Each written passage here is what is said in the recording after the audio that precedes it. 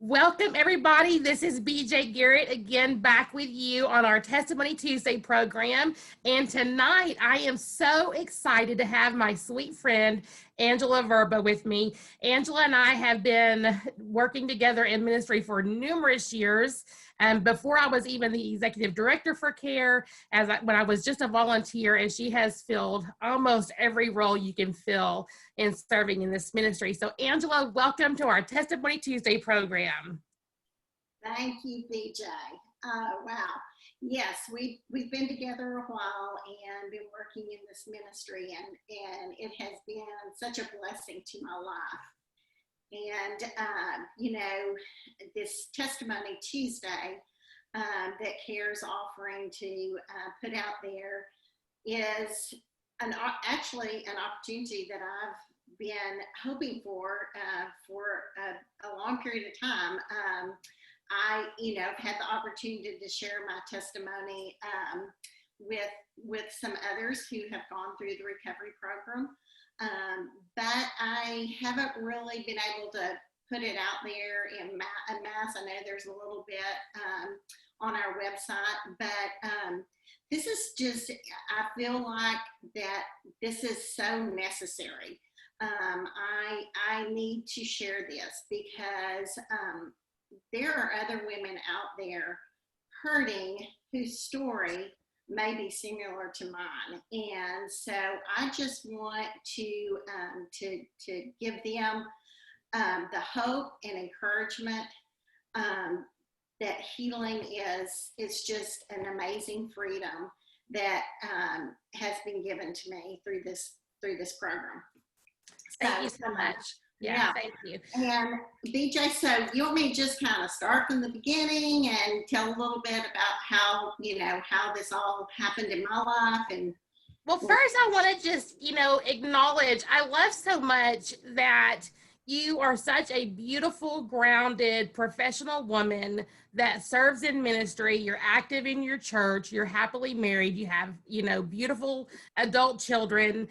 And you have this beautiful example of what a Christian woman looks like. And if people don't know your story, they would never believe that you many years ago chose abortion. And so, yeah, I want to just dive in and just share your story, please. All right. So I may interrupt you to ask some questions to draw some that's stuff. perfect. Go ahead and just start. Okay.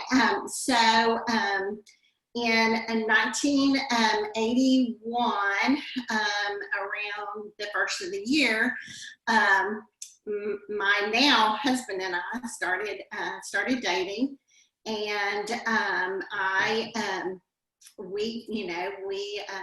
we just fell in love, and I found myself being somewhat promiscuous and not really thinking about the consequences, of course. And so I find myself about 6 months into our relationship that I'm pregnant. And I was also had just graduated from college with my teaching degree. I was to start teaching that fall. Already, I was in the interview process and that sort of thing. Anyway, and so when I was thinking that something was not right. I didn't really know quite yet that I was pregnant and something wasn't right. And so I went to the doctor, and, I think back on it, and it's just, I don't know, it was denial is what it was. But anyway, so Anthony, my husband, he went with me. My mother went with me to the doctor appointment also. And, I'm pregnant. And so he immediately is like, don't worry, it's going to be okay. And, we'll just get married. And, my mom was Anyway, long story short, we did get married within just a couple of months period of time. We, arranged a wedding and got married. And, of course, this whole time I'm just feeling so guilt ridden and shameful because it was, I had become pregnant outside of being married. And so, um, So let me ask you, yeah, you felt guilt ridden, and is that because you were already a Christian at that time, oh, yes, correct? yes, I had been, You're both believers. yes, I had been raised in church.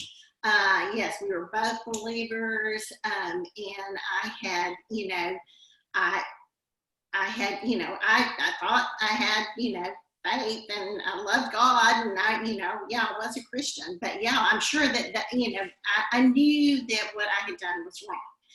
And so trying to figure out, okay, I'm about to, start teaching. And, obviously by the time school starts, I'm going to be probably about 4 months along. Just, all that, like, oh my goodness, this is so much, this secret, And so I was really ill, and I'm sure it had a lot to do, of course, first pregnancy, and also just the stress of it all, and the secret. And so we had a doctor appointment, and they scheduled a sonogram. And anyway, the sonogram, they saw something that was concerning.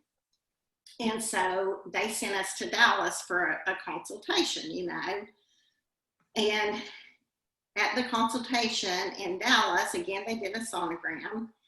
And we were told, we didn't see anything, but we were told that there were some abnormalities, and that the recommendation would be that we, go ahead and terminate the pregnancy. Well, here I am thinking, oh, this is the answer. Now that's horrible. I mean, now I am like, mortified to think that I thought that. But at the time I did, and I thought it was the way out. It was the way that no one would ever have to know. I mean, our parents knew, and our siblings knew, but no one else really knew. And so it was like, this was the way out. And a doctor was recommending it. So we're justifying, rationalizing, whatever. Never prayed about it, never went to a pastor or our pastor or anyone to discuss it, and just pretty much like, okay, well then this is what we need to do. And the termination was scheduled, and it happened. I was approximately 4 months. I missed about a month of my first year of teaching, because after it was quite traumatic. I went through the whole labor process, and anyway, it was very traumatic. I didn't want my husband even in the room at all. It was the most, because I knew down deep it was wrong. It was wrong. And but like I said, went through it. I became very sick afterwards, started running fever, had just a mouthful of fever blood. It was horrible. And in hindsight, I can see that was just, my body was hurting and grieving, and but I wouldn't let myself even go that way or think about it. So moving forward, life goes on. I found myself very much a control freak after that, very much a perfectionist after that. Very difficult time being intimate with my husband. But I really didn't, I would every September would roll around and I would think about, the baby that we terminated. But I just, I would try to stuff it. Now, did you and Anthony at all from the time that you chose abortion, because he wasn't with you when you went through the Right. or in the procedure of the abortion, but you stayed married, you were living together as husband and wife, and you mentioned you had some issues with some intimacy, but was there any other issues? Did y'all ever talk about the abortion or the baby at all? No, it didn't talk about it. No, it was not talked about. No, it was not talked about. And so then, of course, we 4 years later, we want children, and we had our first child. Oh my goodness, I was thrilled, but it was like something wasn't quite right. I mean, we bonded, but I was super overprotective. And, then we had a son 21 months later. I wasn't quite as overprotective with him, but what I want to say about that was that what came up later, like when our daughter was about 12 years old, was that she began to deal with an eating disorder. And that just, that threw me over the edge, put me in high gear of, trying to fix things, trying to, be in control. And oh my goodness, I didn't think our marriage was going to make it. I mean, we had a terrible time with all of it. So maybe about 3 years into that, a friend that I taught with told me her abortion story. And it was very similar to mine. She had been teaching, was exposed to the measles, I believe is what it was. And their doctor, she was married at the time, but her doctor recommended termination because of the possible abnormalities. Well, when she shared her story, I mean, it was just like, that's what's wrong with me. This is the root of so much that I've been experiencing. And so she had recently gone through at the time Quick Care was offering weekly, a weekly healing study. And so she got the information to me. I got set up with that right away, and so that I was able to go ahead and go through the study myself, and it was life changing. It was absolutely life changing, and I mean, the freedom of going through that, I can't even explain it. I mean, I was able to really get a hold of myself with dealing with what our daughter was going through. It just changed everything. Yeah. And then, I was able to start being a part of the ministry and doing some facilitating and serving. And it's just made all the difference in the world, in my life. And I will be forever, ever grateful for it. Now tell me how, because I know that Anthony's also been through the recovery, program for the men, and Right. I'd love just to hear how you've been able to use this healing together, and what has that done for your marriage specifically?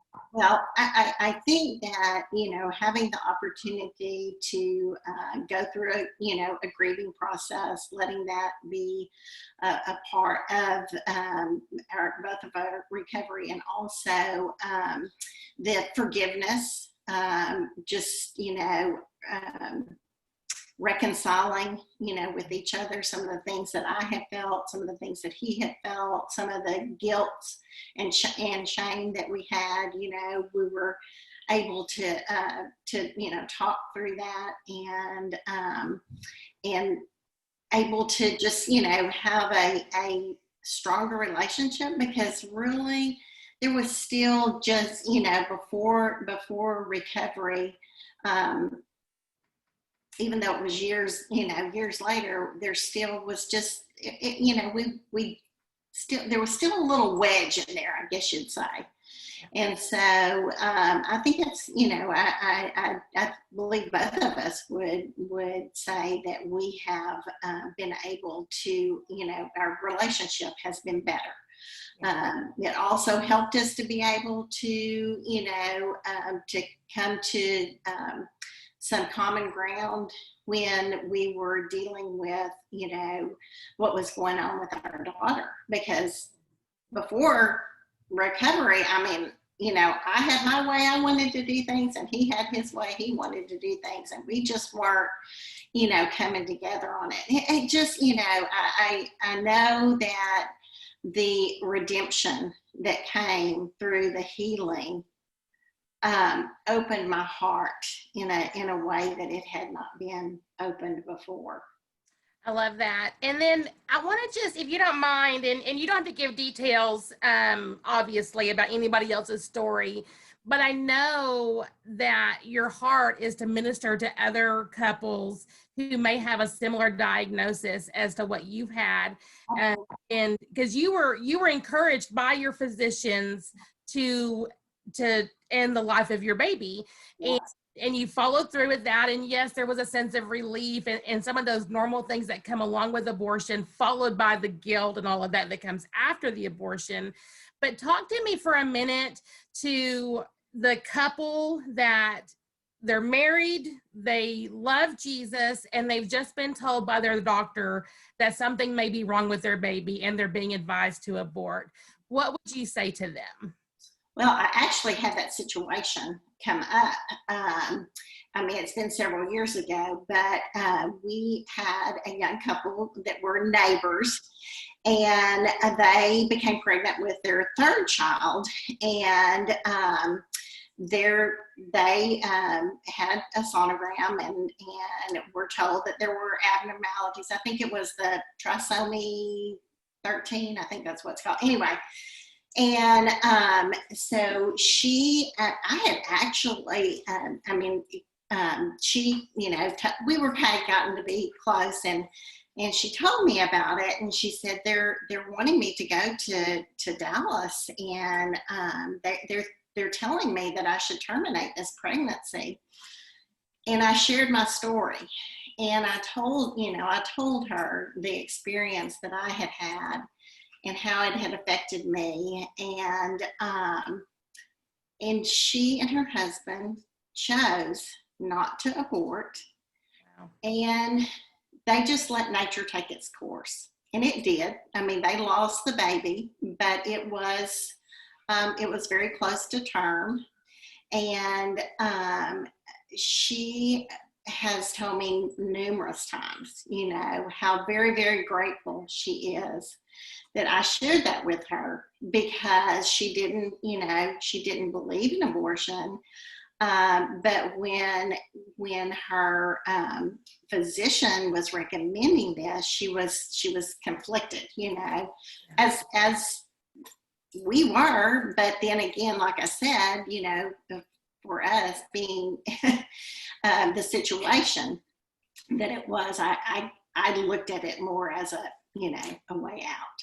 Yeah. But anyway, so she, delivered. They got to hold her, before Wow. she actually stopped breathing. And it was just a precious, precious story. And in fact, I think that me sharing that with her meant so much that they they had a stone for our aborted child, and their child put in the children's park in I love Tyler. that. Yeah. I It's, love that so much. And I yeah, just yeah. love that um I love that through the heartbreak of abortion, you were able to prevent the heartbreak of abortion. And, Absolutely. Yes. we're not a medical center at all, and we are not to go against, we're not going to advise people against medical stuff by any means. But what we know is that abortion does more than ends the life of an unborn child. And if we can share our stories and offer hope and some kind of guidance so that someone doesn't have to walk that path, and the loss is devastating either way, right? I mean, they still lost their baby girl, and that is so heartbreaking, but Mhm. they didn't have the consequences of abortion burdening them for the rest of their life. And so I'm so grateful that you were able to share that with them and with everyone watching, tonight. So thank you so much. So Yeah. as we kind of wrap up our program tonight, what any last kind of words of encouragement that you want to share to someone who maybe is silently suffering from a past abortion, or maybe someone that is pregnant right now and they're scared to death thinking, I'm not ready to be a mom. I'm fixing to be a teacher. This is my first year. I'm about to graduate, or I'm just getting into nursing school. Whatever their circumstances is, any last kind of thing to kind of wrap us up tonight to share your heart with those that are watching? Well, I would just encourage anyone that has abortion in their background, whether it be them or a close relative or friend. If it's affected you, you can so benefit from the healing. And I just encourage you not to put it off. Um, I actually know a friend who recently reached out to me and has been putting it off for years, and now she's ready, and she's getting going with it, and I'm just so excited to see what this is going to mean for her, and it's just the most amazing thing to see women go through the study, see them at the beginning, and then see them at the end. And it's incredible. You can just tell in their that they have found freedom. And as for someone who may be considering abortion, I would say that it's going to affect you in some way. It may be something that you can get through at some point, but I just don't believe that it's what God intends for us. And he wants, every life is precious. Every life is precious. Even I've thought many times, even though our child may or may not have made it, um, that if they were impaired in some way, they still would have been precious no matter what. Just because they have some abnormality doesn't mean that they just are discarded. They're a life. That is a life, and God is the one. It's when we try to play God, and when we try to play God, and that's exactly what I did. When we do that, there's going to be consequences, and I experienced those, and I regret that. I wish I hadn't have had to experience what I did, but you know, if it was to help someone else, you know, my redemption story was to help someone else, then I'm just so grateful that I found a way to find freedom from what I, you know, carried for years.